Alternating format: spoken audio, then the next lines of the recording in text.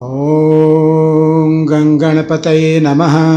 गिरीशं गणेशं गले नीलवर्णं गवेन्द्राधिरूढं गुणातीतरूपं भवं भास्मरं भस्मनाभूषिताङ्गं भवानी कलत्रं भजे पञ्चवक्त्रम्।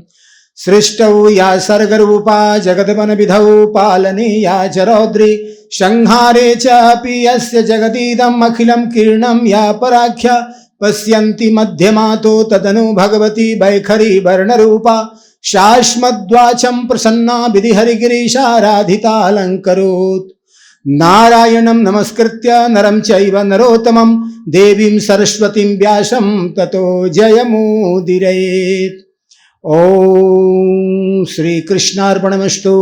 श्रीमद्भागवत महापुराण श्री कृष्ण जन्माष्टमी के पावन अवसर पर हम लोग भगवान के जन्मोत्सव मना रहे हैं और इस जन्मोत्सव के क्रम में श्रीमद्भागवत सप्ताह के अंतर्गत भगवान के लीलाओं का स्मरण कर रहे हैं।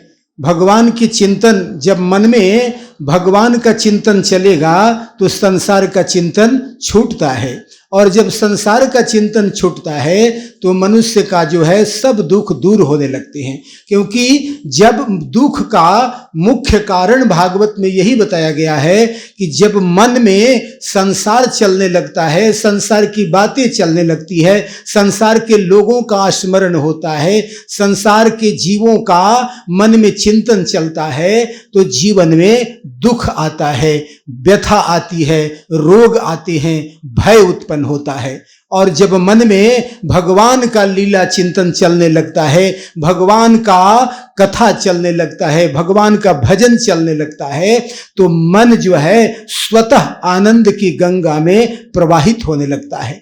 फिर संसार का सारा दुख ही समाप्त हो जाता है। यह जो श्रीमद् भागवत में हम लोगों ने कल श्रवण किया था कि इसमें गोकर्ण जी जब कथा कह रहे थे और जब कथा की समाप्ति हुई तो उस कथा की सफलता मात्र एक प्रेत को मिली। जिस प्रेत के लिए कथा हो रही थी उसी प्रेत के लिए दिव्य विमान आया। तो गोकर्ण जी ने पूछा था कि यह विमान केवल प्रेत के लिए आया, इतने लोग कथा सुन रहे थे, किसी के लिए विमान क्यों नहीं आया? तो भगवान के पार्षदों ने बड़ा सुंदर जवाब दिया, कथा में बैठ करके भी संसार का चिंतन करोगे तो कथा का फल नहीं मिलेगा। कथा में जब बैठ गए तो संसार को भुला दो, कौन है, कहां से मैं आया हूं, मेरा क्या नाम है, और मेरे साथ कौन कौन है, मेरा परिवार कौन है, संसार कौन है, सब भुला दो। यह जो प्रेत था इसने 7 दिनों तक खाना पीना सुनना सब कुछ केवल भगवान का चिंतन, भगवान का लीला का चिंतन सुनते रहा और तब वह प्राप्त हो गया अपने दिव्य रूप को। तो यह भागवत की कथा बताती है कि भगवान की जब कथा सुनने का इच्छा हो तो संसार को पहले मन से निकाल देना चाहिए, और संसार को जब मन से निकाल देंगे तब जाकर के यह कथा समझ में आती है। यहाँ कथा जो प्रारंभ होती है, इस कथा के प्रारंभ में ही भगवान में यहाँ जो महर्षि व्यास जी हैं उनको बड़ा चिंता हो गई। एक दिन बड़े चिंतित होकर के बैठे थे तो नारद जी आ गए। नारद जी आए तो कहा, महाराज बड़ा संजोग है, संत का जब आगमन हो जाए तो समझना चाहिए कि दुख दूर होने वाला है, और जब आप आ गए तो अब तो कृपा बरसने वाली है। नारद जी ने कहा, महाराज आप तो ज्ञान के भंडार हो, व्यास जी आप तो ज्ञान के भंडार हो, संपूर्ण जो ज्ञान है संसार का वो व्यासोच्छिष्ट कहा गया है, क्योंकि व्यास जी ने ऐसा कोई विषय नहीं है जिसका वर्णन नहीं किया है, भगवान के लीला चिंतन नहीं किया हो। व्यास जी ने कहते हैं कि देखो, नारद जी कहते हैं व्यास जी से कि आप तो बड़े विद्वान हो। कहा, महाराज आप मेरी प्रशंसा मत करो। व्यास जी ने कहा, आप मेरी प्रशंसा मत करो, क्योंकि मेरा ज्ञान ही जो है यह मेरा दुश्मन बन गया है। कहा, क्या कारण है? कहा, मैंने इतना ज्ञान दिया लोगों को, संसार को इतना ज्ञान दिया, आज खुद ही मैं चिंता में व्याप्त हूं। आज मुझे खुद चिंता हो गई है, पता नहीं मन मेरा क्यों शांत नहीं हो रहा है, मन बड़ा अशांत है। नारद जी हंसने लगते हैं, कहते हैं, महाराज आपने वर्णन तो सब ज्ञान का किया है, आपने गीता पुराण उपनिषद बहुत सारे ग्रंथों का निर्माण किया है, लेकिन कृष्ण भगवान के प्रेममय चरित्र का वर्णन नहीं किया है। जब तक आप कृष्ण भगवान के प्रेममय चरित्र का वर्णन नहीं कीजिएगा तब तक मन की शांति दूर नहीं होगी। कितना भी ज्ञान की बातें हो जाए, कितना भी ध्यान की बातें हो जाए, कितना भी उपदेश सुन लिया जाए, और भगवान के जो बांके बिहारी हैं, वृंदावन बिहारी हैं, और इनकी जो मधुर मधुर जो लीला है, जो मधुर मधुर इनका स्वरूप है, उसका जब चिंतन मन में नहीं होगा तो चिंता तो आएगी महाराज, और दुख दूर नहीं होगा। इसलिए इस बांके बिहारी का चिंतन आपने प्रेम रस का जो वर्णन है यह नहीं किया है, इसलिए आप इस चित्र को वर्णन कीजिए। व्यास जी ने कहा मैंने समझा नहीं, आप कौन सी बात कह रहे हैं? नारद जी ने कहा कि देखिए, भगवान का जो स्वरूप है, भगवान का चिंतन जब मन के अंदर चलने लगता है ना, तो फिर संसार के जितने भी सुख हैं उसके अनंत गुना, उसके करोड़ों गुना कहिए समझने के लिए कि सुख मिलने लगता है। जैसे ही भगवान की दिव्य मूर्ति वह हृदय में आती है और उसके स्वरूप का चिंतन चलने लगता है, तो महाराज क्या बताएं, वह आनंद होता है, वह आनंद होता है, उसका मैं क्या वर्णन करूं। व्यास जी ने कहा आपको कभी ऐसा आनंद आया है क्या? कब आनंद आया? आप कैसे आप इसको कहते हैं कि भगवान का लीला चरित्र सुनने से, भगवान के मधुर कथा सुनने से जीवन धन्य हो जाएगा? नारद जी कहते हैं कि भगवान व्यास जी आप एक बात ध्यान से सुनिए। पूर्व जन्म में मैं एक दासी का बेटा था, और दासी का बेटा होने के बाद भी मेरी मुक्ति हो गई थी, और मैंने भगवान का दर्शन पाया था। कहा दासी के पुत्र होकर के आपने कैसे दर्शन पाया? कहा एक बार एक गांव में मैं रहता था, और उस गांव में मेरी माँ रहती थी, और मैं 5 वर्ष का बालक था, और वही माता के साथ रहता था, दिन भर माता के साथ घूमता था। माता बहुत गरीब थी, वो यद्यपि कि उनको पूजा पाठ से बड़ा लगाव था, वह लहसुन प्याज भी नहीं खाती थी, बड़ा सुंदर उसका आहार व्यवहार था। लोग उसको कहते थे यह वैष्णवी दासी है। दासी है, वह घरों में जाकर के दाई पोछा का काम करती है, लेकिन वह बड़ा शुद्ध विचार रखती है, वह बड़ा किसी के प्रति अनादर नहीं करती, अपना काम भी बड़ा ईमानदारी से करती है, और भगवान के चरणों में उसका बड़ा प्रेम है। लोगों ने कहा यह बड़ा भक्तिन दासी है। एक बार क्या हुआ कि वहां उस गांव में कुछ महात्मा लोग सत्संग करने के लिए, चतुर्मास करने के लिए आए, तो उनको भोजन बनाने के लिए सोचा गया कि इनका भोजन कौन बनाएगा। तो सोचा गया कि यह जो दासी है बड़ा पवित्र रहती है, बड़ा ढंग से रहती है, इसलिए यही इन लोगों का भोजन बनाएगी। और नारद जी अपनी माता के साथ वहां नियुक्त हो गए। वह जो दासी है वह महात्माओं की सेवा करने लगी। नारद जी कहते हैं व्यास जी, जब संतों का सेवा करने का मौका मिले ना, तो समझ जाना कि जीवन सुधरने वाला है, और जीवन का जितना भी दुख है वह जन्म जन्मांतर का दुख दूर होने वाला है। सौभाग्य से मेरी माता को सेवा प्राप्त हो गई महात्माओं की, और महात्मा लोग बड़े दिव्य थे, वो रोज कथा कहते थे, कथा पुराण सुनाते थे, और हम लोग जो थे जाकर के कथा सुनते थे। उनकी कथा के प्रति, यद्यपि कि मैं बहुत बालक था, छोटा था, फिर भी उनकी कथाओं के प्रति मेरी बड़ी रुचि हो गई। मुझे बड़ा मन लगता था, मैं उनकी शब्दों को, एक एक शब्दों को पी जाता था। उनकी कथा बड़ी मधुर होती थी, और उनकी कथा सुन करके बड़ा आनंद आता था। और मैं जब कथा सुनता रहा 4 महीना तक संतों ने कथा कहा, और जब चातुर्मास समाप्त हो गया तो संत जाने लगे तो नारद जी कहते हैं कि मैंने चरण पकड़ लिया। कहा हमको तो कथा सुनने की आदत लग गई महाराज, अब मुझसे बर्दाश्त नहीं होगा, मैं छोड़कर नहीं जा सकता। संतों ने कहा बेटा, तुम्हारा इसका जन्म में धर्म है कि माता की सेवा करो, क्योंकि माता की सेवा करने से बहुत पुण्य मिलता है, इसलिए तुम मेरे साथ नहीं जा सकते। तुम क्या करो, अपनी माता का सेवा करो, भगवान की कृपा तुम पर हो जाएगी। नारद जी माता की सेवा करने लगे, और कहते हैं कि जब मैं 5-6 बरस का ही था, तो उसी समय माता का एक दिन माता गई, और वह रात्रि में गई, किसी का गाय दुहने का काम करती थी, और जब वहां गई रात्रि में लौट रही थी तो सांप काट लिया, वह मर गई। जब माता का देहांत हो गया तो मैंने जो वहां की जो क्रिया थी संपन्न किया, और भगवान से कहा कि अब तो मैं आपके पीछे पड़ जाऊंगा, और ऐसा करके वो घोर जंगल में मैं चला गया। नारद जी कहते हैं घोर जंगल में जाकर के मुझे खूब भूख प्यास लगी, तो संतों ने कहा था कि जब भूख सताए, जब प्यास आए, कोई दुख दर्द आए, जब मन घबराए, कभी भय लगे, कभी डर लगे, कभी चिंता हो, व्याकुलता हो, तो मेरी भगवान का चिंतन करना। और भगवान का जब कीर्तन करोगे तो भगवान तेरी भूख मिटा देगा, तेरा दुख दूर कर देगा, तेरा रोग समाप्त कर देगा और तेरा सब दुख दूर कर देगा। इसलिए कभी ऐसे तो जंगल में जब नारद जी गए तो वहां जंगल में इनको अकेले समझ करके इनको बड़ा भय आया। भयानक भयानक जो जानवर थे उनका आवाज आने लगा। उसको सुन करके ये बड़ा घबरा गए नारद जी। कहा कि अब तो डर लगने लगा। तो संतों की बात याद आई कि जब भय आए तो ईश्वर का चिंतन करो। तब भगवान के जिस रूप का बांके बिहारी कृष्ण भगवान का जो वर्णन किया था उस रूप का चिंतन करने लगा कि भगवान बांसुरी लिए हुए मधुर मधुर ध्वनि निकाल रहे हैं, उनका प्रेममय रूप का मैं ध्यान करने लगा। और जब भगवान के प्रेम स्वरूप भगवान श्री कृष्ण का स्वरूप का जब मैंने ध्यान किया तो भगवान मेरे हृदय में प्रकट हो गए। अब तो मेरे हृदय में अनंत आनंद आने लगा। कहां भूख गई, कहां प्यास गया, कहां डर, सब कुछ समाप्त और मैं आनंद में भाव विभोर होकर के नृत्य करने लगा। और तब कुछ पल के बाद जब वह भगवान की मूर्ति हृदय से गायब हो गई तो मैं बड़ा व्याकुल हो गया। मैं रोने लगा, छटपटाने लगा। कहा मैं प्राण दे दूंगा, जब वह छवि मेरे हृदय में अब नहीं आएगी तो मैं जिंदा नहीं रहूंगा। आकाशवाणी होती है, हे भक्त, तुमको यह केवल रूप दिखाया गया है। इस रूप का दर्शन तो तुम्हें केवल हृदय में हुआ, लेकिन जब तक तुम्हारे मन में कोई भी कामना शेष है, जब तक तुम्हारे मन में किसी भी प्रकार का भय शेष है, जब तक तुम्हारे मन में संसार के प्रति कोई एक भी इच्छा शेष है, तब तक तुम मेरा दर्शन नहीं पा सकता।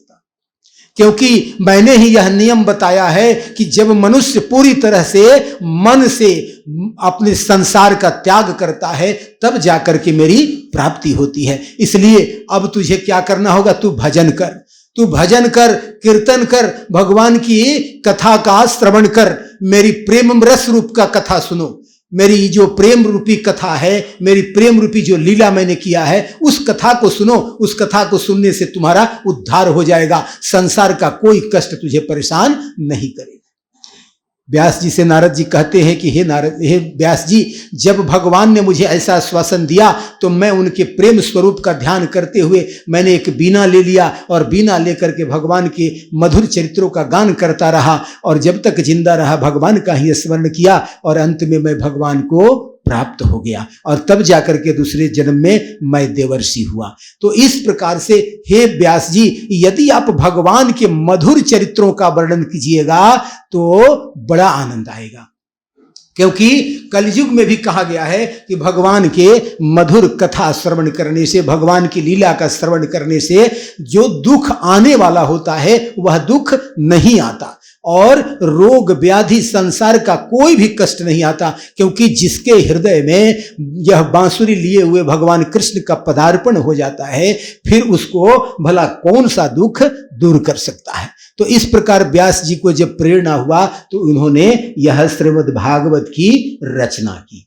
तो यह जो भागवत है यह कृष्ण से संबंधित है। कृष्ण की कथा जो है महाभारत में बड़ी विस्तार से आई है और जब महाभारत युद्ध का अंत हुआ है वहीं से जाकर यह भागवत प्रारंभ हुआ है। जब उस समय की यह कथा प्रारंभ होती है, यह जो भागवत कथा है, भागवत को कहा गया कि यह भागवत प्रेम रस, इस भागवत कथा का श्रवण करने वाले का रोम रोम पुलकित हो जाता है और जब यह कथा सुनता है तो संसार को तो भूल ही जाता है।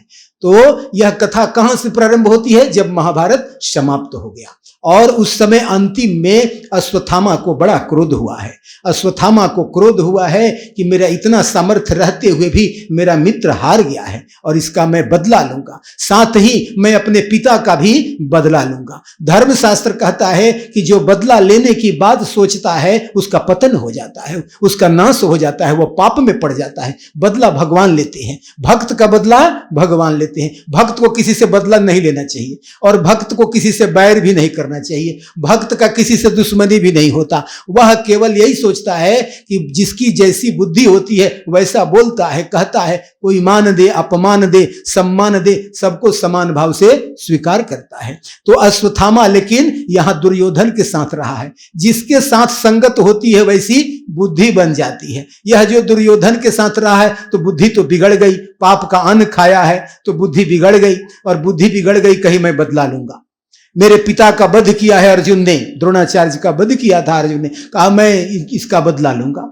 और उस बदला के भाव से आकर के वह आया, कहा कि आज मैं सारे पांडवों को मार दूंगा।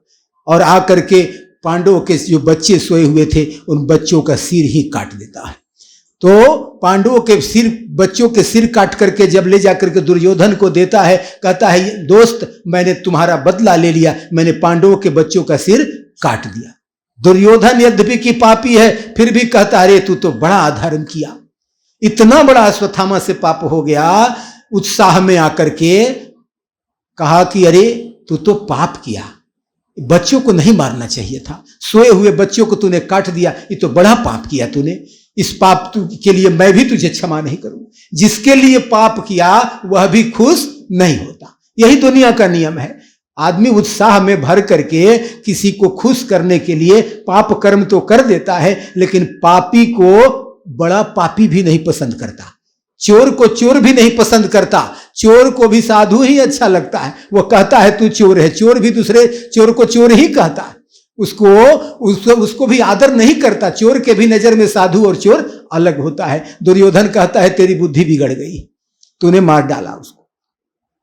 अब इधर अर्जुन को क्रोध हुआ, अर्जुन को क्रोध हुआ तो अर्जुन को जब क्रोध हुआ तो कृष्ण भगवान ने कहा भक्त की परीक्षा लेनी चाहिए, क्या करता है।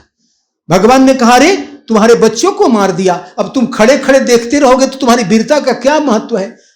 कहा ऐसी बात है, मैं अभी जाता हूं अश्वत्थामा को मारने। और ऐसा कहकर अर्जुन जाता है। और अर्जुन जब मारने के लिए उद्यत होता है तो उस समय जब देखता है अश्वत्थामा कि अर्जुन का मैं सामना नहीं कर पाऊंगा तो वह ब्रह्मास्त्र चला देता है। अश्वत्थामा ब्रह्मास्त्र चलाता है, अर्जुन भी इधर से ब्रह्मास्त्र चलाते हैं। भगवान कृष्ण कहते हैं ब्रह्मास्त्र को ब्रह्मास्त्र ही रोकेगा, इसलिए ब्रह्मास्त्र चला देते हैं। अश्वत्थामा अब घबरा गया, अब क्या करूं। भगवान ने कहा, ऋषियों ने प्रार्थना किया, दोनों तरफ से दो ब्रह्मास्त्र जब टकराएंगे तो विश्व का नाश हो जाएगा। कृष्ण ने कहा अश्वत्थामा को इसको लौटाना नहीं जानता, अश्वत्थामा ब्रह्मास्त्र को लौटाना नहीं जानता। हे अर्जुन तू दोनों ब्रह्मास्त्र को एक साथ लौटा ले।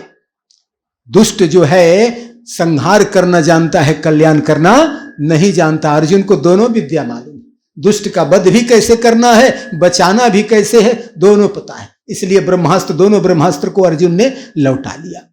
और उसके बाद कृष्ण ने कहा तब तुझे क्या करना है, अब तो तुझे बदला लेना है ना। भगवान परीक्षा लेते हैं, बदला लेगा ना, क्या करेगा, इसको तो वध करना होगा ना तुमको, ये तो आतताई है, मार ही डाल। अर्जुन ने गीता सुना है, जो गीता सुन लेता है उसकी बुद्धि भ्रष्ट नहीं होती। भगवान ने जो गीता पिला दिया है अर्जुन को, अर्जुन की बुद्धि जग गई। कहा इसको पहले बांध करके द्रौपदी के पास ले चलते हैं, वही जो कहेगी सो होगा। बांध करके लाए, द्रौपदी से कहा लाओ तुम्हारे दुश्मन को मैंने सामने रखा, अब तू इसको जो कहो मार दो या जो कहो, जो तुम्हारा इच्छा हो वही हम लोग करेंगे। द्रौपदी रोने लगी। द्रौपदी जो है वह कृष्ण की सानिध्य में रहने वाली है, वो पाप कर्म करने की आदेश नहीं दे सकती है, पाप सहन कर सकती है। द्रौपदी पर अत्याचार हुआ है, द्रौपदी के पुत्र मारे गए हैं, द्रौपदी दुखी है, फिर भी कहती है इसका बदला लोगे तो इसकी माता को बड़ा कष्ट होगा, क्योंकि मेरे पुत्र जब मारे गए हैं तो पुत्र का जो शोक है वह कितना दुखदाई होता है, मैं यह समझती हूं, इसलिए मैं इसकी माता को कष्ट नहीं देना चाहता, इसलिए तू इसका वध न करो। अर्जुन भगवान की तरफ देखने लगे, फिर मैं क्या करूं। द्रौपदी तो कहती है नहीं मारना है। भगवान ने कहा मैंने कहा इसको मारना है। द्रौपदी ने कहा इसको नहीं मारना है।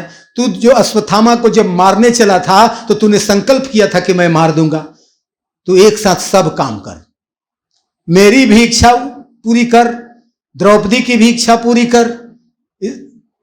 अब तो अर्जुन थोड़े संशय में पड़ गए। भगवान ने कहा गीता को स्मरण कर, गीता स्मरण करने से तेरा सब काम आसान हो जाएगा। अर्जुन ने गीता को जब स्मरण किया तो उन्हें अपना कर्तव्य मालूम पड़ गया।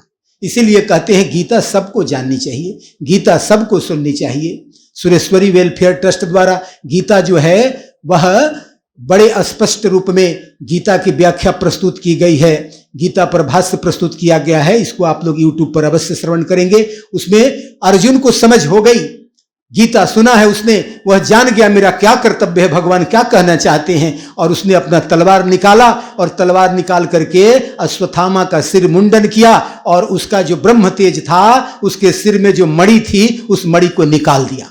कहा ब्राह्मण का तेज, ब्राह्मण का सिर मूड़ देना ही ब्रह्म हत्या है, इसको मार देने के बराबर सजा हो गया, और इसके तेज छीन लेना तो यह पूरी तरह से इसका वध ही हो गया। तो भगवान कृष्ण की भी बात पूरी हो गई और द्रौपदी की भी बात पूरी हो गई कि इसकी माता को पुत्र शोक नहीं होगा, इसकी माता को कम से कम यह तो पता चलेगा कि मेरा बेटा जिंदा है। तो इस प्रकार से यह जो भाव आया, इस भाव से यह भावित होकर के, प्रसन्न होकर के यह जो भगवान बड़ा खुश हुए। कहा अर्जुन तू सही रूप में तूने गीता को श्रवण किया है, क्योंकि जो गीता सही रूप में समझ जाता है वह कभी उससे गलत काम नहीं होता। गीता कर्तव्य कर्म सिखाती है। कितना लोग सोचते हैं कि गीता सुनने से सन्यास का भाव आता है, यह गलत भाव है। गीता सन्यास नहीं देती। क्यों? क्योंकि अर्जुन तो सन्यास ले ही रहा था। जब काम का विकटता आ गया, महाभारत युद्ध की भयंकरता को अर्जुन देखा था, तो कहा कि मैं युद्ध नहीं करूंगा, मैं सन्यास ले रहा हूं, जा रहा हूं। भगवान ने कहा गीता सुन, गीता सुनने के बाद तेरा जो मन करेगा सो करना। और भगवान ने जब गीता सुनाई, कहा अब क्या करना है तुझे? कहा करिष्ये वचनम तवा, जो आप कहते हैं वही करूंगा। गीता यही कहती है कि गुरुजनों का, श्रेष्ठ जनों का, विद्वानों का जो आदेश होता है वही कर्तव्य है। जो गुरुजन आदेश करे वही कर्म है। इसलिए गुरु का आदेश का पालन करना ही मेरा कर्म है। और आप मेरे गुरु हैं, आप मेरे सखा हैं, आप मेरे सुहृद हैं, आप मेरे भगवान हो। आप जो कहते हो वही सत्य है, इसलिए मैं युद्ध करूंगा। तो यह जो गीता क्या कहती है कि अपना कर्तव्य कर्म करना सिखाती है, अपना स्वधर्म कर्म कैसे करना है, कैसे जीवन पूरा जीना है। इसलिए बाल्य अवस्था में भी मैं कहता हूं कि बाल्य अवस्था में ही गीता को पूरी तरह से समझ लेना चाहिए, जिससे जीवन में उसे पाप कर्म नहीं होगा। जो गीता समझ जाएगा वह कभी अपने माता पिता का तिरस्कार नहीं करेगा, अपने धर्म से अलग नहीं होगा और अपने जीवन को बड़ा कुशलतापूर्वक निर्वहन करेगा, जैसा अर्जुन ने किया। तो यहां से जब अब इस प्रकार से जब यहां बताते हैं कि यहां विदुर जी, जब महाभारत प्रारंभ हो रहा था उसी समय विदुर जी को धृतराष्ट्र ने निकाल दिया था। क्यों? क्योंकि धृतराष्ट्र ने इसलिए निकाला कि विदुर जी ने कहा कि तेरा बेटा नालायक है। हे भाई, तेरा बेटा नालायक है, यह रहेगा तो तेरा सब नाश करा देगा।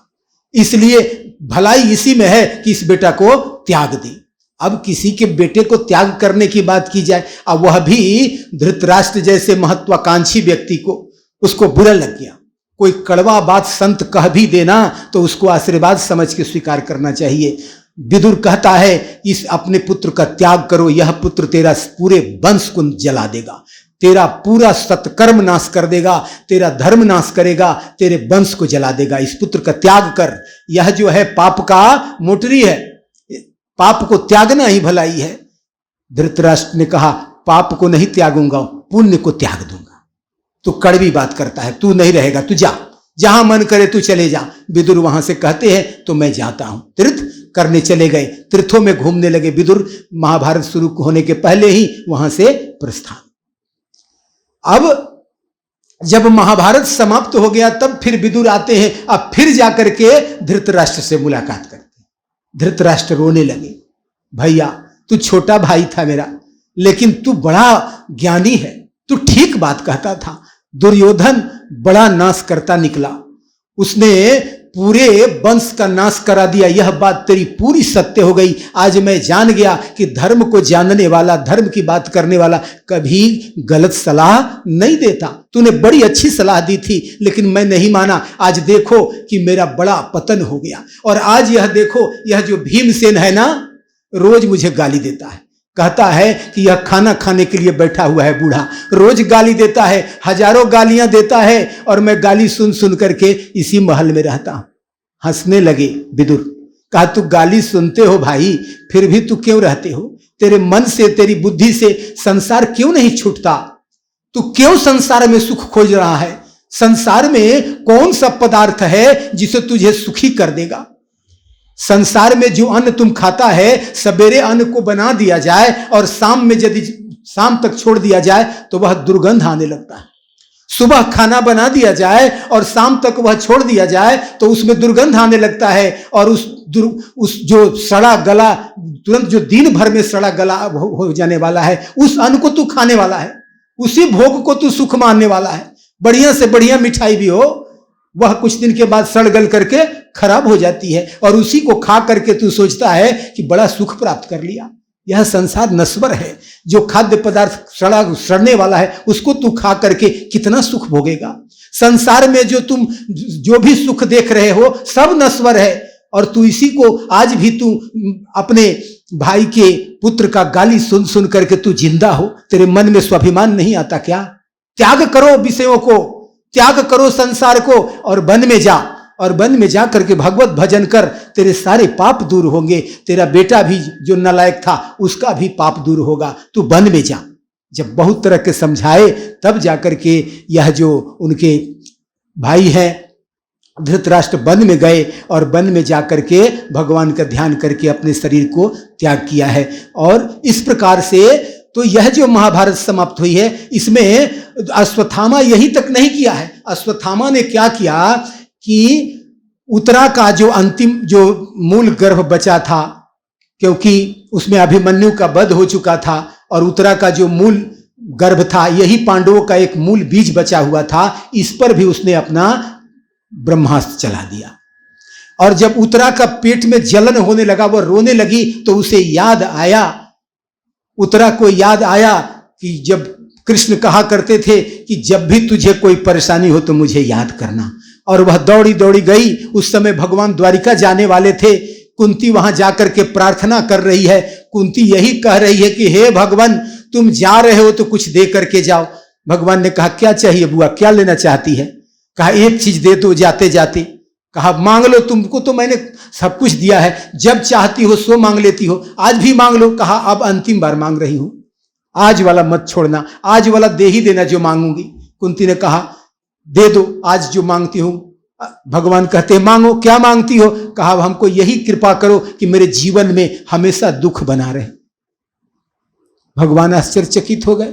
सब सुख मांगते हैं बुआ, तू क्या मांगती है? तू कहती हो कि मेरे जीवन में हमेशा दुख बना रहे, कुछ ना कुछ मेरे जीवन में दुख आता रहे, यही मुझे आशीर्वाद दे करके जाओ, और मुझे कुछ नहीं चाहिए।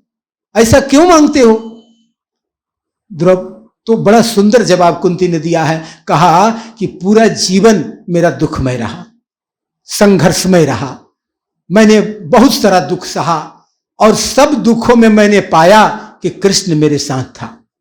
तो मैंने यही रहस्य पाया है कि जब दुख रहता है तो मनुष्य का मन संसार में नहीं फंसता, उसका मन पूजा पाठ की तरफ भागता है। कभी कोई विपत्ति आती है, कोई संकट आता है, तो जीव भग दौड़ करके पंडित जी के यहाँ जाता है, आप कोई उपाय बताओ। पंडित जी कहते भजन करो, मंत्र जाप करो, तो भगवान की याद आती है। कुंती कहती है कि जब भगवान का याद कब आएगा? जब सुख ही केवल जीवन में लगा रहेगा तो भगवान को तो भूल जाएंगे, सुख वैभव भोग में ही पड़े रहेंगे, तो फिर तो भगवान याद ही नहीं आएगा। इसलिए हे भगवान, जाते जाते यही दे जाओ कि हमको दुख साथ कभी मेरा नहीं छोड़ो। भगवान ने कहा दुख चाहती है तो दुख आ रहा है। उत्तरा दौड़ती दौड़ती आई, बचाइए बचाइए, मेरे पेट का गर्भ जला जा रहा है। भगवान कहा आ गया दुख बुआ। कुंती कहती है कोई चिंता नहीं, मैंने तो अपना सर्वस्व काम श्री कृष्णार्पण मस्तु कर दिया है। मेरा दुख आए तो कोई बात, सुख आए तो भी कोई बात, ये दुख मेरा नहीं। कहा किसका दुख है बुआ? तेरा वंश खत्म हो रहा है, तेरा वंश अंतिम वंश जल रहा है, तुझे दुख नहीं हो रहा है क्या? कुंती कहती है नहीं, क्योंकि जहां दुख है वहीं कृष्ण है। दुख आएगा तो कृष्ण आएगा, और तू तो सामने खड़ा है, फिर क्या चिंता? कृष्ण कहते हैं बुआ तू बड़ी पहुंच वाली हो गई, तूने वेदांत जान लिया, तूने वेदांत को समझ लिया। और कृष्ण ने चक्र सुदर्शन रूप धारण करके उत्तरा के पेट में प्रवेश किया, और प्रवेश करके चक्र सुदर्शन से रक्षा की। वहां पर जो परीक्षित जिनका जन्म होने वाला है, उन्होंने देखा कि एक जिस समय गर्भ में थे परीक्षित, उस समय देखा कि कुछ बाण मेरे तरफ जलते हुए मुझे मारने के लिए आ रहे हैं और भगवान अपना चक्र सुदर्शन लेकर के मेरा चारों तरफ परिक्रमा कर रहे हैं, उस बाण को आने नहीं देंगे। भगवान भक्तों के लिए क्या क्या करते हैं। भगवान, लोग कहते हैं कि मैं भगवान का दास हूं। अरे भगवान तो भक्तों के दास हैं, उनकी रक्षा करने के लिए 24 घंटा सेवा में लगे रहते हैं। भक्त पर कुछ अनिष्ट नहीं होना चाहिए। भगवान की सदैव चक्र सुदर्शन को उन्होंने नियुक्त कर दिया है कि भगवान ने यह आदेश दे दिया है अपने चक्र सुदर्शन को कि मेरे भक्त पर कभी भी कोई विपत्ति आपत्ति आए तो तू रक्षा करना। यह आदेश मिल गया है चक्र सुदर्शन को। तो इस प्रकार से भगवान ने रक्षा किया यह परीक्षित को। और यह जो परीक्षित है, यह परीक्षित पर भी संकट आ गया। क्या संकट आ गया? पांडव जो थे, जब एक दिन जब भगवान चले गए और चले जाने के बाद युधिष्ठिर ने एक दिन भेजा अर्जुन को, कहा जाकर के पता करो भगवान का क्या हालचाल है। और जब अर्जुन वहां से लौट कर आया तो वह रोनी सूरत बना करके आया था। तो ये युधिष्ठिर पूछते हैं कि तुम क्यों दुखी हो, तूने कोई पाप कर्म कर दिया क्या? क्योंकि पापी व्यक्ति के ही चेहरा पर तेज खत्म हो जाता है। तू कोई पाप करके आ रहा है क्या? अर्जुन कहते हैं कृष्ण ने छल लिया। कृष्ण अब धराधाम से चले गए और जब मैं उनकी पत्नियों को लेकर के आ रहा था तो रास्ते में साधारण लुटेरों ने पंजाब के निकट में ही कुछ लुटेरों ने हमको लूट लिया। मेरा कहां गांडीव चला गया। मैं जब गांडीव उठाता था तो पृथ्वी कांप जाती थी और कुछ लुटेरों ने मुझे थप्पड़ों से पीटा और सब भगवान की पत्नियों को छीन कर ले गए। मैं कुछ नहीं कर सकता था। मुझे बड़ा अभिमान था कि मैं गांडीवधारी अर्जुन हूं, लेकिन भगवान जैसे ही चले गए मैं समझ गया कि सब कुछ भगवान की शक्ति थी। आदमी का यही होता है, जब आदमी को कोई सामर्थ्य आता है, शक्ति आता है, जब भी आदमी लक्ष्मीपति हो जाता है, पूंजीपति हो जाता है, जब आदमी के पास धन, सामर्थ्य, ऐश्वर्य, जब बल आ जाता है तो अपने आप को बल समझने लगता है और जैसे ही वह बल चला जाता है तब समझ में आता है कि यह मेरा नहीं था। धन, बल, शक्ति, सामर्थ्य एक दिन सबका चला जाएगा, यह रहने वाला नहीं है। धन भी जाता है, बल भी जाता है, शरीर बूढ़ावस्था को प्राप्त हो जाता है। यहां यही बताते हैं, अर्जुन को लुटेरों ने लूट लिया। जीव को भी लुटेरे लूट लेंगे। कब? जब शरीर बुढ़ा जाएगा। शरीर जब बुढ़ा जाएगा तो बल काम नहीं करेगा और कोई भी जो दुख आएगा उसे लड़ने की शक्ति नहीं रहेगी। न रोग से लड़ने की शक्ति रहेगी, न शत्रु से लड़ने की रह शक्ति। तब समझ में आएगा कि अब मैं नाच्यो बहुत गोपाल। हे भगवान, तुम्हारी ही शक्ति थी, मेरी शक्ति कुछ नहीं है। तब समझ में आएगी। इसीलिए हजारी प्रसाद द्विवेदी कहते हैं कि 63.2/3 वर्ष जब आदमी की आयु होती है तब कहता है आदमी कि अब मैं नाच्यो बहुत गोपाल। अब जब अपना सामर्थ्य खत्म हो गया, अर्जुन का जब अपना बल खत्म हो गया, तब उसको समझ में आया कि मैंने गलती की थी, मेरा कुछ नहीं था, जो था कृष्ण का था, सब भगवान का था। तो यहां पर जो यह स्वरूप है, यहां कृष्ण का जो बताया गया भाव कि जब तक कृष्ण थे तब तक संसार में सब कुछ था। यहां पर परीक्षित का जन्म हुआ है और उसके बाद 36 वर्ष बीत गए और उसके बाद ये धृतराष्ट्र तो पहले ही बन चले गए हैं और यहां पर युधिष्ठिर चारों भाई स्वर्गारोहण के लिए उत्तर दिशा के तरफ चले गए और जाकर के अपने शरीर को जाकर के वन में जाकर के तपस्या द्वारा वह स्वर्ग को प्राप्त हुए। यही अर्जुन जब रास्ते में जाने लगा, स्वर्ग जाने लगा, तो उसका शरीर जलने लगा। तो उसने सोचा कि मैं तो पहले भी एक बार स्वर्ग में जा चुका हूं। पहले स्वर्ग में जाकर के अर्जुन इंद्र के आधे आसन पर बैठ चुका था। जिस समय महाभारत शुरू होने के पहले ही अर्जुन स्वर्ग जा चुका था, फिर भी लेकिन आज वह स्वर्ग के रास्ते में ही जाने में जलने लगा और जल भी गया, सशरीर नहीं जा सका। उस समय कृष्ण की भक्ति थी, कृष्ण की शक्ति थी। जब भगवान की शक्ति समाप्त हो जाती है तो मनुष्य लाचार हो जाता है, विवश हो जाता है, और यहां अर्जुन भी विवश हो गया। जब पांडव स्वर्गारोहण को चले गए तो एक दिन परीक्षित को जब राज्य मिल गया तो एक दिन परीक्षित ने कहा, मेरे जो दादा लोग थे, बाबा लोग थे, मेरे लिए कुछ उपहार रख गए हैं, जरा खोलते हैं कि हमारे लिए क्या छोड़ करके गए। एक सुंदर चमचमाती पेटी देखा, बड़ा सुंदर पेटी है, जरूर इसमें कुछ अमूल्य उपहार होगा। उसको खोला तो उसमें बड़ी चमचमाता हुआ सोना का मुकुट मिला। वह मुकुट बड़ा अद्भुत था, चमचम करता हुआ, वह बहुत भारी मुकुट था, अद्भुत मुकुट था। उस मुकुट को देख करके बड़ा लोभ आया। उस मुकुट को उसने अपने सिर पर धारण कर लिया। वह जो मुकुट था जरासंध का मुकुट था। जब ये लोग अर्जुन कृष्ण के साथ गए थे और जब भीम के साथ जरासंध का युद्ध हुआ था, उसमें जरासंध मारा गया तो उसका मुकुट ही लाए थे और ले आकर के उसको पेटी में बंद कर दिया। बहुत बड़ा पापी का मुकुट था वह। पापियों का जो धन होता है वह बड़ा दुख देने वाला होता है। पापियों का धन भी बड़ा दुख देने वाला होता है, उसको घर में नहीं रखना चाहिए। पापियों का धन भी रखने में पाप लगता है और वह किसी न किसी दुख को देने वाला। किसी का बेईमानी का पैसा है, शैतानी का पैसा है, तो वह कभी न कभी पैसा निकल जाएगा, नाश कर देगा। इसलिए गलत चीज का प्रयोग नहीं करना चाहिए। अब चमचमाता हुआ मुकुट देखा, इसको क्या पता ये जरासंध का मुकुट है, किसका मुकुट है। मुकुट को माथे पर लगा लिया और माथे पर मुकुट लगा लिया। कहा थोड़ा जंगल में चलते हैं शिकार खेलने। मुकुट पहन करके शिकार खेलने गए राजा। शिकार खेला और जब भूख प्यास सताने लगी तो समीक ऋषि के आश्रम में गए। वहां गए तो ऋषि को देखा तपस्या करते हुए। कहा मुझे पानी दो, प्यास लगी है, मैं राजा परीक्षित हूं। जो ऋषि थे समीक, उन्होंने मौन व्रत लेकर के तपस्या में अपने आप को रखा था और वे ध्यान में समाधिस्थ थे। उन्होंने कुछ नहीं सुना। लेकिन परीक्षित को अभिमान आ गया। परीक्षित यद्यपि के अभिमानी नहीं थे, परीक्षित का जो इतिहास रहा है, वे खानदानी विद्वान थे और वे ब्राह्मणों के उपासक थे। ब्राह्मणों का उन्होंने कभी कोई निरादर नहीं किया था। लेकिन आज जरासंध का मुकुट माथे पर है। और एक और कारण था, कहते हैं इसमें कि एक रास्ते में जब एक बार यह जो परीक्षित विजय हासिल करने के लिए निकला था, तो रास्ते में इसको कलयुग से मुलाकात हो गई थी। और कलयुग को जब यह मारने लगा तो कलयुग ने कहा त्राहिमाम, कोई स्थान दे दो महाराज, शरण में आने वाले को तो कोई शरण देता है, मुझको भी स्थान दे दो। कहा ठीक है, जा, तुझे 4 स्थान दिया।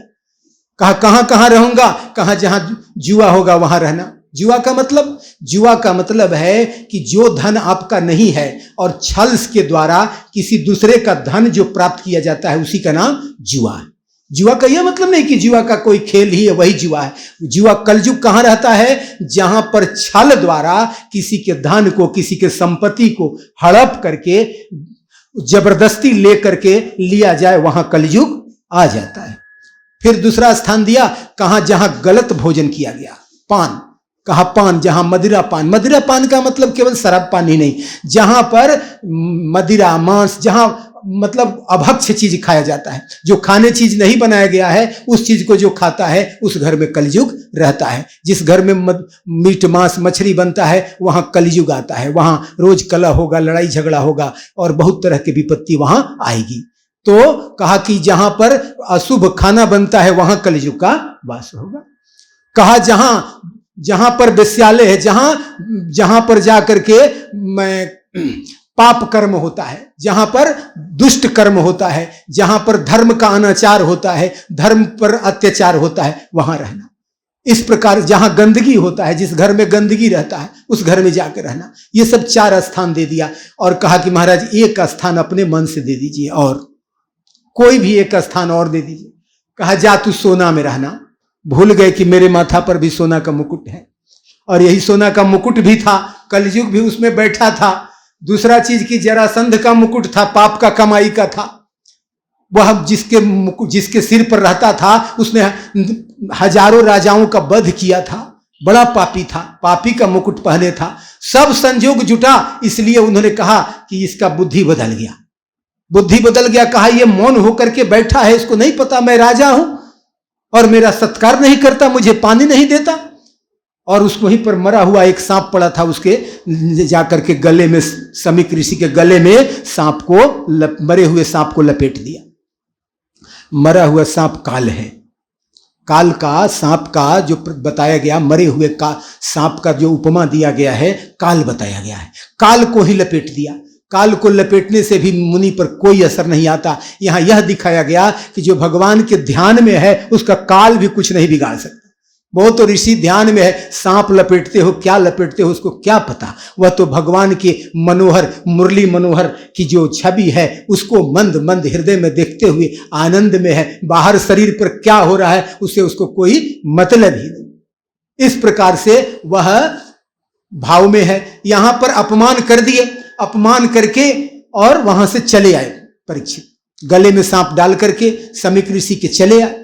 जब आए और आकर के मुकुट उतारा, जैसे ही मुकुट सिर से उतरा कलयुग हट गया। तब उनको याद आया कि मैंने क्या किया, एक ब्राह्मण के गले में हमने सर्प डाल दिया, अरे ये तो बड़ा पाप हुआ। धर्मशास्त्र कहता है कि दुनिया में कितना भी बड़ा पाप हो जाए उसका क्षमा हो सकता है, लेकिन ब्राह्मण भक्त का यदि अपमान हो जाए तो किसी शास्त्र में उसका उपाय नहीं बताया गया। क्योंकि बताया गया कि ब्राह्मण आचार्य भक्त का अपमान होने से पूरे कुल का नाश हो जाता है, वंश डूब जाता है। कहा मैंने बड़ा पाप कर दिया, बड़ा पश्चाताप होने लगा, बड़े पश्चाताप में जलने लगे, छटपटाने लगे। कहा मुझे पानी भी नसीब ना हो। हे ईश्वर, हे भगवान, यदि आप मुझ पर प्रसन्न हो तो आज के बाद मुझे पानी भी नसीब नहीं हो। मैंने बड़ा जघन्य पाप किया। अपने लिए अमंगल कामना करने लगे गुस्सा में आकर, मैंने बड़ा अपराध किया। मुझे ऋषि ऐसा श्राप दे दे कि मैं नष्ट हो जाऊं, मुझे पानी नसीब ना हो, ऐसा श्राप दे दे। ऐसा भाव आने लगे। उधर ऐसा ही हुआ। भगवान तो सबके भक्त सबका आनंद लेते हैं। कहा ठीक है एवं वस्तु ऐसा ही होगा, तुझे पानी भी नहीं मिले। और इधर समीक ऋषि का जो पुत्र श्रृंगी ऋषि है वह भी बड़ा तेजस्वी है। उसने सुना मेरे पिता का अपमान हुआ है। कहा अरे मेरे पिता का अपमान हुआ है, ये तो अद्भुत बात हो गई। आज दुनिया मेरी भी तपस्या को देखेगा। और वह अद्भुत तपस्वी बालक, ब्रह्म तेज से चमकता हुआ बालक, उसने कहा कि आज इस ब्राह्मण का तेज देखेगा। मेरे ब्राह्मण पिता का, आचार्य पिता का अपमान हुआ है, आज मैं उसे श्राप दूंगा। और जल लिया और जल लेकर के कहा आज मैं मंत्र से संकल्प करता हूं कि आज से 7वें दिन के बाद तक्षक नाग उस राजा को काटकर भस्म कर देगा। जब राजा को बात पता चली, समीक ऋषि से आकर कहा पिताजी मैंने आपके शत्रु को श्राप दे दिया है। समीक ऋषि ने कहा हाँ बड़ा घोर काम किया तूने, बड़ा गड़बड़ काम किया। तुमको मैं इतना दिन से सिखा रहा था कि बदला की बात नहीं सोचना, तू बदला लेने की बात कैसे सोच लिया। भक्त कभी बदला नहीं लेता, भक्त का बदला भगवान लेते हैं। भक्त लोग किसी को श्राप नहीं देते। तो क्या किया, तेरा तपस्या कम हो गया। दूसरा वो राजा बड़ा नक्षत्री था। राजा जब मर जाता है तो बड़ा दिक्कत हो जाता है। उसी के राज्य की बदौलत हम लोग शांति से पूजा पाठ करते हैं, और तू ऐसी राजा को, धार्मिक राजा को श्राप दे दिया, तू तो बड़ा अपराध किया। फिर खबर भेजवाया कि राजा को कुछ उपाय करना चाहिए। मैं जानता हूं मेरे बेटा का तेज अमोघ है, मैं रोक नहीं सकता उसके तेज को, इसलिए राजा को जो चाहे अच्छा उपाय करे। परीक्षित ने सुना कि ब्राह्मण ने मुझे श्राप दे दिया है। कहा अच्छा किया, अच्छा किया। अब से मैंने तो पहले ही कहा था कि मुझे पानी नसीब नहीं हो, तो अभी से मैं अन्न जल का त्याग करता हूं। और त्याग करके आकर के गंगा जी के तट पर बैठ गए। जब पाप हो जाए ना, जब मन बेचैन हो जाए, जब मन नहीं लगे, जब मन भजन में नहीं लगे, भगवत भक्ति में मन नहीं लगे, भगवान का कीर्तन भजन करने में मन नहीं लगे, कोई पाप चढ़ने लगे, तो गंगा तट पर जाकर बैठना चाहिए। गंगा निर्मल है। गंगा के तट पर बैठते ही अद्भुत भक्ति का संचार होने लगता है, आनंद आने लगता है। इसलिए परीक्षित गंगा तट पर बैठ गए। कहा कुछ खाऊंगा पीऊंगा नहीं, यहीं बैठूंगा। मैं अब क्या करना चाहिए नहीं करना चाहिए कुछ नहीं जानता हूं। गंगा तट पर जाकर बैठ गए। हे गंगा मैया, तू बड़ा पवित्र है, बड़ा निर्मल है, तू तो सबको पार लगाती है, अब तू मेरा भी पार लगा। और आंखों से आंसू गिरने लगे और गंगा मैया की तरफ देखने लगे। मां बड़ा अपराध हुआ, मैंने ब्राह्मण का अपमान किया। उनको ये नहीं मन में भाव है कि मैं अब मर जाऊंगा, 7वें दिन तक छकनाग काटेगा, इसका कोई भाव उनके अंदर नहीं आ रहा। एक ही बात उन्हें बेचैन कर रही है, ब्राह्मण भक्त का मैंने अपमान किया है। रोने लगे। हे माता, तू तो गंगा है, बड़े बड़े पापियों का पाप दूर कर देती हो माता, आप मेरा भी पाप दूर करो, मेरे शरण, अपने शरण में लो माता। आंखों से आंसू गिरने लगे। गंगा के तट पर परीक्षित बैठे। गंगा मैया की बड़ी कृपा हुई, संतों के लाइन लग गया। बड़े बड़े ऋषि, व्यास ऋषि, वशिष्ठ, गौतम, बड़े बड़े विद्वान जितने भी ऋषि महात्मा हैं, सबका कहां जा रहे हो भाई? परीक्षित गंगा तट पर बैठा है, प्रायश्चित करने गया है। ब्राह्मण के द्वारा स्थापित होने के बाद भी सारे ब्राह्मण समाज आकर बैठ गया, सब विद्वान बैठ गए। परीक्षित बड़ा विद्वान है, परीक्षित बड़ा धार्मिक है, उसका मदद करना चाहिए। सब जितने उस समय जितने भक्त हैं सब गंगा तट पर आकर के बैठ गए। परीक्षित बोलो तुम्हारा क्या मदद कर सकते? परीक्षित कहते हैं कि मेरा 2 प्रश्न है, इस 2 प्रश्न का संत समाज में आप लोग उत्तर दे दीजिए, मैं यही चाहता हूं। कहा कौन से 2 प्रश्न है आपका? कहा मेरा पहला प्रश्न है कि म्रियमाण मनुष्य को क्या करना चाहिए? जिस व्यक्ति को यह पता चल जाए कि मेरी मृत्यु 7 दिन के अंदर होनी है, 7 दिन के बाद हो जानी है, मरने वाले मनुष्य जिसको पता चल जाए कि अब मेरा शरीर छूटने वाला है, तो मुझे क्या करना चाहिए? और दूसरा प्रश्न है कि मनुष्य को कल्याण के लिए क्या करना चाहिए? सदा सर्वदा मनुष्य का कल्याण हो, इसके लिए मनुष्य को क्या करना चाहिए? इसी 2 प्रश्न का उत्तर आप लोग जिसको योग्य समझते हो, उसी योग्य आचार्य के द्वारा इसी मेरे 2 प्रश्न का उत्तर मैं मरने के पहले इसी 2 प्रश्न का उत्तर मैं जानना चाहता हूं कि म्रियमाण मनुष्य का क्या कर्तव्य है, अर्थात मरने वाला मनुष्य को क्या करना चाहिए, जो व्यक्ति मृत्यु के करीब है। बड़ा सुंदर प्रश्न है ये, क्योंकि हर एक व्यक्ति जो संसार में जन्म लिया है वह मरने वाला है, म्रियमाण मनुष्य है। कोई भी मनुष्य जन्म लिया है तो वह निश्चित रूप से एक न एक दिन मरेगा, इसलिए मनुष्य को तो म्रियमाण कहा ही गया है।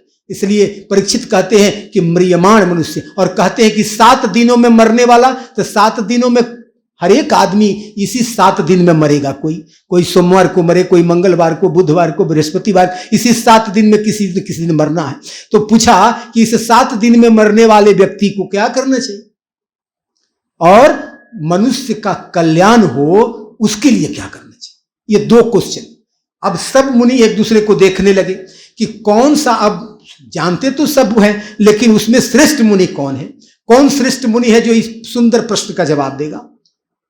अभी सोचा ही जा रहा था कि उसी समय सुखदेव जी पूरे ये 16-17 वर्ष के, इन्होंने कोई वस्त्र नहीं पहना है, पगलों जैसा बाल को किए हुए हैं, पूरे शरीर को एकदम अस्त व्यस्त पागल जैसा घूम रहे हैं, स्त्री बच्चे सब घेरे हुए इनको चिढ़ा रहे हैं, आइए पागल जैसा कर रहे हैं। इनको लग रहा है कि इनको कुछ आता जाता नहीं है, ये पागल जैसा कभी हंसते हैं, कभी रोते हैं, कभी कूदते हैं, लोग सब समझता है ये सब पागल जा रहा है, पागल जा रहा है। सब बच्चे आनंद ले रहे हैं, बहुत सारी स्त्रियां उनको घेर करके, करीब इतना बड़ा बच्चा है, नंगे घूम रहा है, देखो, उसको चिढ़ा भी रही है।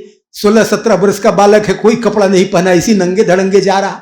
अब वो सुखदेव जी खूब हंसते रहे और सब चिढ़ाता है, कोई कुछ, कोई पत्थर मारता है, कोई कुछ करता। सुखदेव जी आनंद ही आनंद है। और जब वहां पर पहुंचे घाट पर, गंगा जी के घाट पर, तो सारे मुनियों ने उनको पहचान लिया। अरे ये तो व्यास, ये तो सुखदेव जी हैं, सुखदेव जी हैं। जितने मुनि हैं सब लोग उनको साष्टांग प्रणाम कर ले। अरे ये तो वैराग्य के साक्षात प्रतिमूर्ति हैं, सब उनको आदर देने लगे।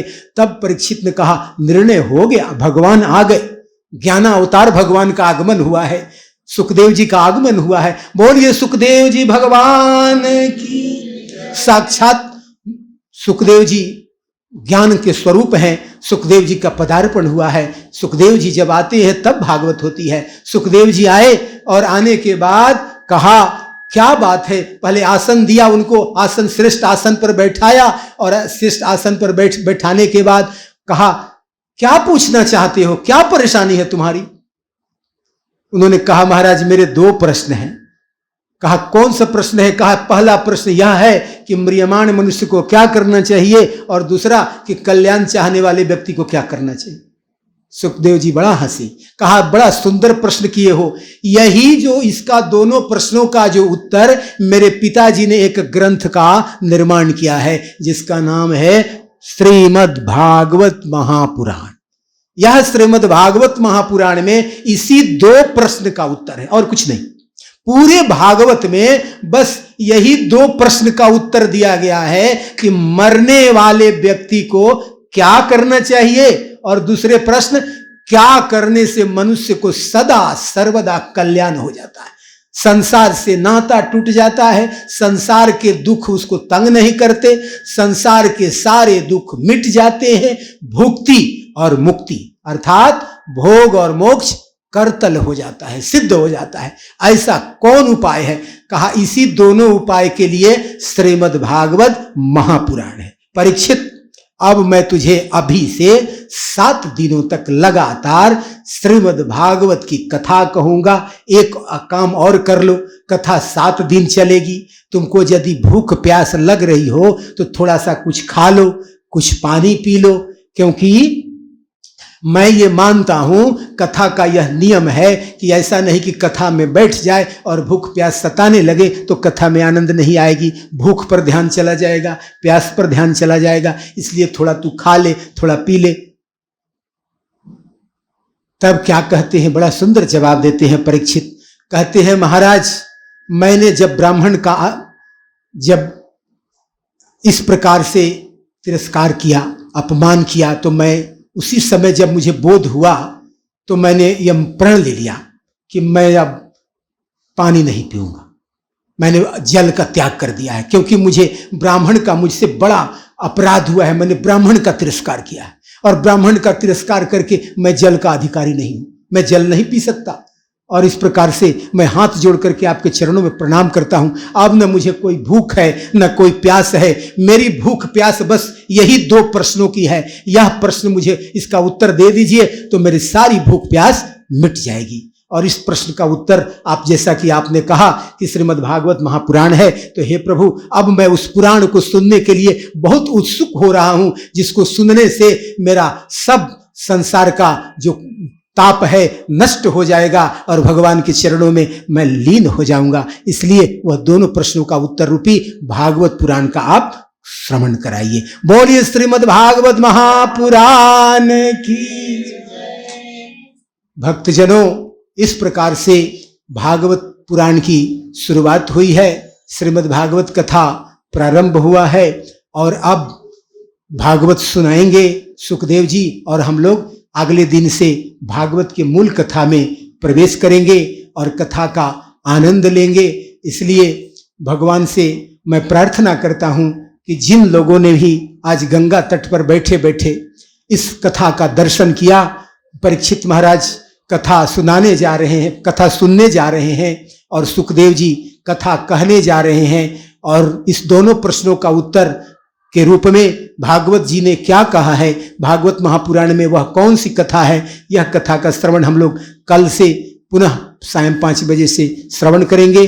और इसी के साथ कथा को आज विराम देते हैं और भगवान से प्रार्थना करते हैं कि जो भी इस भागवत कथा को श्रवण करे, जो इस भागवत कथा का को हृदय में अपने स्थान दे, भगवान उसके सभी पाप ताप को दूर करें, संसार के दुखों को दूर करके भक्ति में भगवान प्रेरित करें। और इसी आशीर्वाद के साथ सर्वे भवन्तु सुखिनः, सर्वे सन्तु निरामयाः, सर्वे भद्राणि पश्यन्तु, मा कश्चित् दुःखभाग् भवेत्। ओम शांति शांति शांति।